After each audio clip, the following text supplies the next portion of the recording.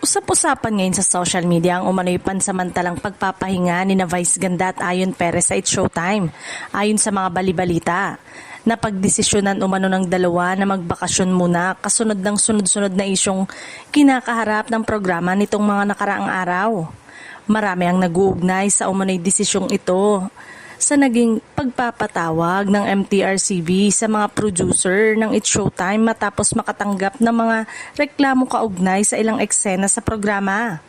Dahil dito, lalong naging usap-usapan ng posibleng susunod na hakbang ng pamunuan at ng mga host.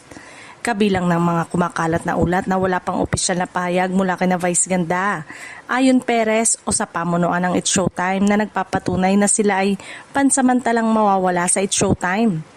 Dahil dito, nananatiling haka-haka pa lamang naturang impormasyon. Samantala, marami sa kanilang mga taga-suporta ang nagpahayag ng suporta at umaasang malalampasan ng programa ang kasalukuyang issue. May ilan ding naniniwala kung sakaling magpahinga man ang dalawa.